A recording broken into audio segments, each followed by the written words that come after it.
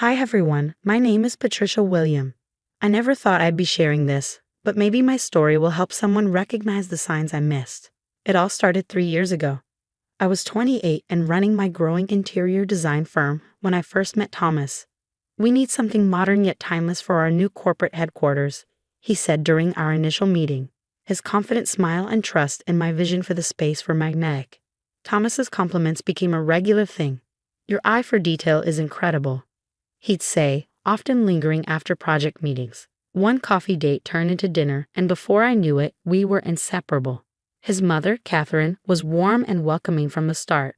"Sweetheart, you bring out the best in my Thomas," she said while helping me pick wedding flowers. I haven't seen him this happy in years.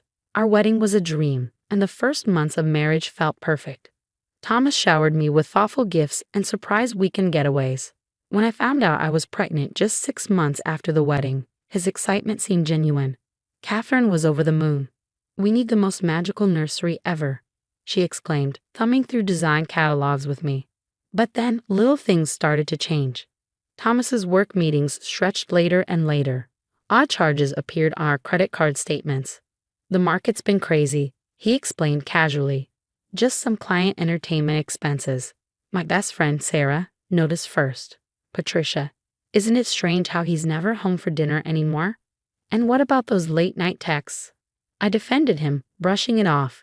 "He's working hard for us." Even Catherine seemed uneasy. She'd give me concerned looks when Thomas showed up late to family dinners, his eyes glassy, his movements unsteady. But she never said anything directly. Victoria, his business partner, made a passing comment at a corporate event. "Thomas has been different in meetings. Is everything okay at home?" I ignored it, focusing instead on my pregnancy and designing the nursery. The pale blue walls and hand-painted clouds were coming together beautifully, just like I thought our life was. Until the night I found the receipt. I was searching for a missing invoice in Thomas's home office when I stumbled across a receipt from a jewelry store. The items weren't for me. That same night, he claimed he was stuck in a budget meeting. "The shop project's behind schedule," he slurred over the phone. "Don't wait up." Looking back, all the signs were there. The missing money, the late nights, the mood swings, the secretive phone calls. But love can blind you to the truth you don't want to face. My truth unraveled in the most heartbreaking way in a delivery room. At 2 a.m., contractions hit like a freight train. Sarah rushed me to the hospital, frantically trying to reach Thomas. His phone went straight to voicemail, 6 times. Catherine arrived minutes later, her face tight with worry.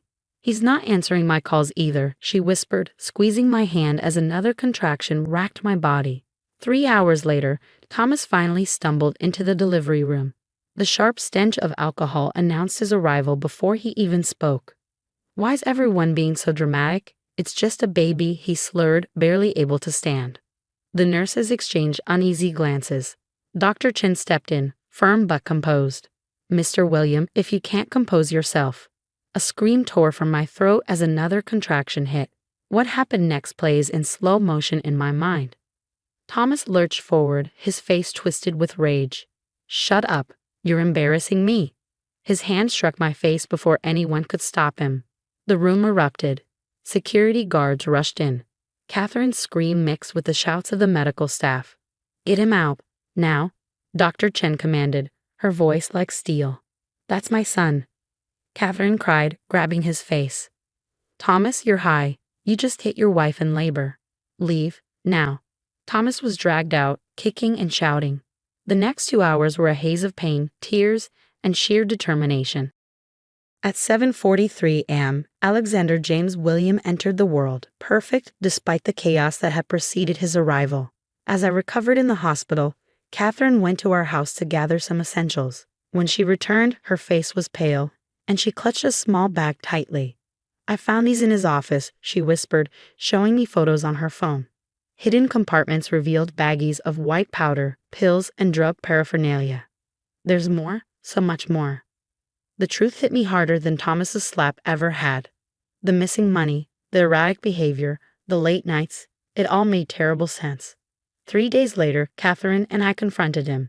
She insisted on being there, and thank God she was. "You went through my private things." Thomas's eyes were wild, unfocused. "You had no right." "You're an addict, Thomas," Catherine's voice cracked with pain. You need help. His face twisted with rage as he lunged forward, knocking his desk chair to the floor. You're both crazy. This is my house, my life. You hit your wife while she was giving birth to your son. Catherine snapped, stepping between us as he advanced. Get out. Both of you. With one violent sweep of his arm, Thomas sent everything on his desk crashing to the floor. The sound of shattering glass punctuated his fury. I clutched the photos Catherine had taken, proof of his addiction, proof I wasn't imagining things, proof that my seemingly perfect life had been built on lies. The security cameras caught everything. His aggression, his obvious intoxication, his threats. Catherine insisted we file a report that night. I love my son, she said later, cradling baby Alex as I packed a bag of essentials. But I won't let him hurt you or this precious boy. We need to plan carefully, Patricia. This is just the beginning. Looking at my newborn son, I felt a shift inside me. Fear hardened into determination. Thomas didn't know it yet, but his empire of lies was about to crumble. I just had to be smart about how I dismantled it. The first 2 months with Alex were a blur of sleepless nights and constant vigilance. Thomas's behavior grew increasingly erratic, but I knew I couldn't act until I had undeniable proof. That proof arrived one rainy afternoon in the form of Victoria Hayes, his business partner. We need to talk, she whispered, her hands trembling as we met at a small cafe 3 towns over. Not here. We're not safe here. Victoria pulled out a folder and laid it on the table. Look at these contracts, she said, her voice shaking. The signatures don't match. And these vendor payments, they're going to shell companies Thomas created. My stomach churned as she showed me spreadsheet after spreadsheet. Millions of dollars were missing, traced to accounts I didn't recognize. He's selling company assets behind my back, she said, tears welling up. Last week, I caught him making a drug deal in the parking garage. When he saw me, he said he'd destroy me if I told anyone. Back home, I started digging. Catherine watched Alex while I combed through Thomas's office at night. The evidence was staggering. Your client, the Hendersons, their $50,000 deposit never made it to your business account, Catherine said, showing me bank records. Thomas intercepted it. One night, I found his burner phone. The messages made my stomach turn. Exchanges with drug dealers, explicit texts with multiple women, including clients I recognized. Just closed another deal with Mrs. Peterson, one message read. The stupid expletive thinks she's getting a penthouse renovation. Her husband's money will keep us in powder for months. Victoria called me at midnight, sobbing. The company is weeks away from bankruptcy. Thomas just emptied our emergency reserves. I installed hidden cameras in his office. The footage was damning. Thomas snorting lines off client contracts, making threats over the phone, and counting stacks of cash. You're nothing without me, he screamed one night, high out of his mind. I made you successful. I own you. Catherine helped me document everything. The bruises, the threatening texts, the bounced checks to Alex's pediatrician. We need a bulletproof plan, she said, helping me photograph the contents of Thomas's secret safe. One wrong move, and he'll destroy everything you've built. The final straw came when I discovered Alex's college fund was empty. Every penny was gone. I had some business opportunities. Thomas smirked when I confronted him. The kid's barely 2 months old. Plenty of time to rebuild it. Catherine helped me set up secret bank accounts while Victoria rallied board members who already suspected something was wrong. Tomorrow morning, everything changes, Victoria promised. The board meeting will expose it all. Be ready. That night, while packing Alex's essentials into a go bag, I found a receipt for a storage unit. Inside was the mother lode, detailed records of every illegal transaction, every stolen dollar, every betrayal. It's his insurance policy, Catherine realized. Proof to blackmail everyone if he gets caught. Little did Thomas know, his insurance policy would be his downfall. By tomorrow, his empire of lies would collapse. But first, I had to get Alex and myself to safety. I've got a safe house ready, Catherine whispered, cradling her grandson tightly. Let him walk into that board meeting thinking he's still in control. By the time he realizes what's happening, it'll be too late. At dawn, Catherine drove Alex and me to the safe house. My phone buzzed with a message from Victoria. Board meeting in 1 hour. Everything's ready. From our secure location, I watched the live stream. Thomas swaggered into the boardroom, his trademark arrogance plastered across his face. But his smirk froze the moment Victoria stood up, a remote control in her hand. "Board members," she began, her voice steady and clear. "What you're about to see will shock you." Slide after slide exposed Thomas's crimes: embezzlement, fraudulent contracts, offshore accounts, and drug transactions. The room was silent except for the sharp intake of breath from the board members. Thomas shot to his feet and lunged for the door, but security guards were waiting. His face twisted with fury as DEA agents stepped into view. "You can't prove anything," he shouted, desperation cracking his voice. Victoria remained calm. "Your own records prove everything," she said, clicking to the next slide. A photo of the contents from his storage unit. "Your so-called insurance policy has become your prison sentence." Catherine's testimony was the final blow. "My son is a danger to his wife and child," she declared in court, her voice unwavering.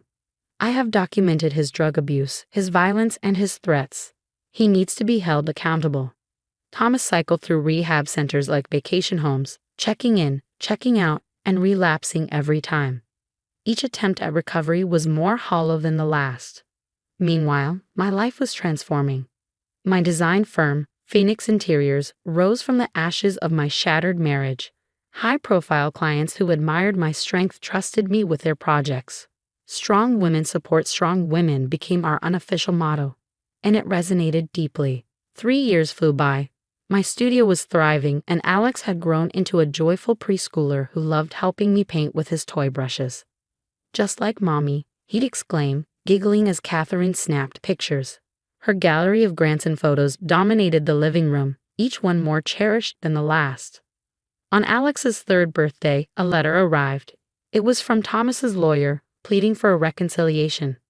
"I've changed," the letter claimed. "I deserve another chance." I didn't even finish reading it. Instead, I fed it into the bonfire at Alex's party, watching the words crumble into ash. Inside, Alex blew out his candles, surrounded by love and laughter, genuine happiness. In the background, the TV played breaking news. Former CEO Thomas Williams sentenced for fraud, embezzlement, and drug trafficking. "Make a wish, sweetheart," Catherine said, holding Alex up to his cake. Victoria was ready with her camera, capturing the moment.